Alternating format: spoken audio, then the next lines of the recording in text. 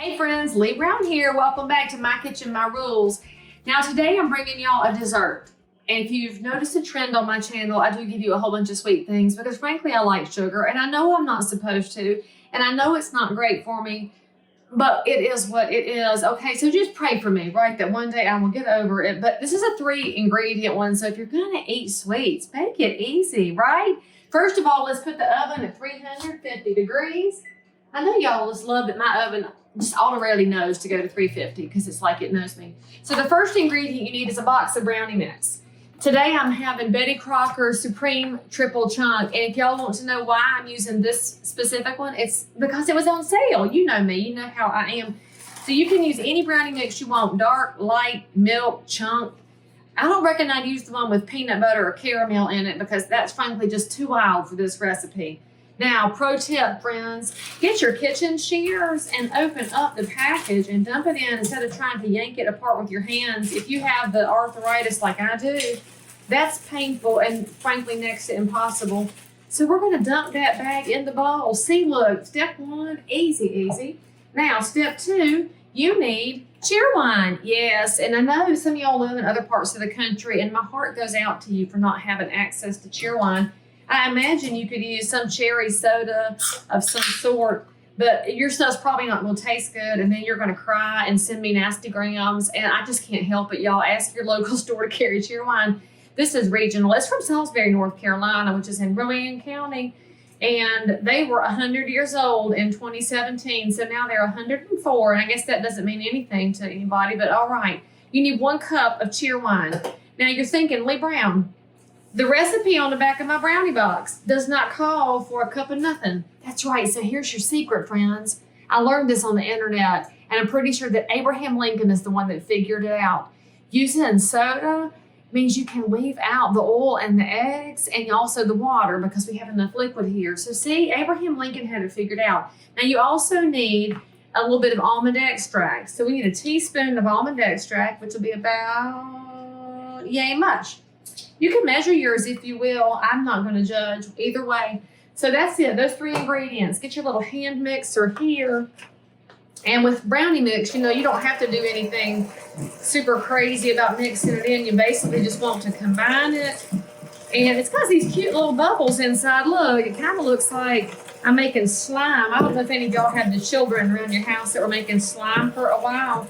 Frankly, I'm with you who agree with me that aren't we glad the slime craze is over. So we're just going to basically beat it down. Now you could do this with a fork if you don't have your hand mixer handy or you do not want to dirty up one more thing. But let me just remind you that one of the joys of childhood is getting to lick the beaters. And if you don't use a hand mixer, what are you going to do when it's time to announce to the household that somebody wants to come lick the beaters?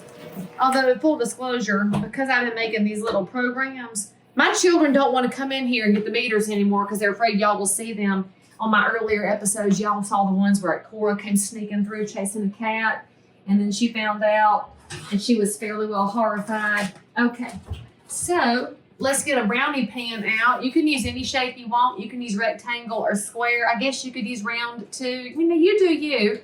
Today we're going to use this very fine pan here, and you do not have to grease the pan. You can if you want to.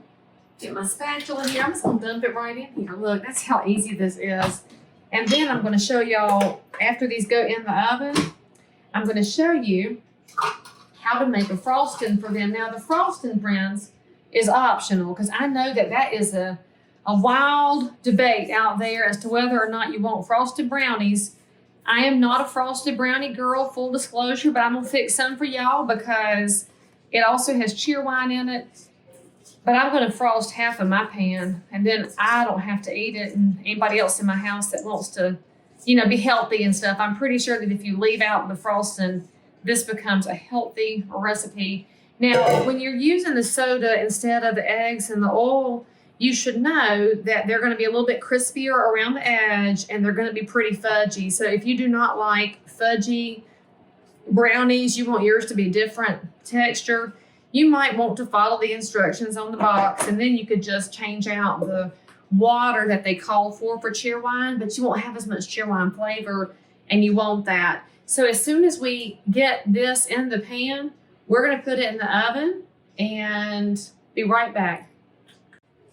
And I did kind of forget to tell y'all how long to put it in the oven. It depends on the size that you use. So if you're using, say, an 8x8 square, probably in the neighborhood of 30 to 35 minutes. If you're using a big old rectangle like me, it might be 25 to 30. Just start checking it every so often after you get past the 25-minute mark, and you're gonna cook it until your toothpick comes out clean. Although, spoiler alert, if it's got big chunks like mine does, if you hit one of the chunks, the toothpick ain't coming out clean. So just use your very smart brain to know when they're done. Super easy, super yummy. Frosting coming up next.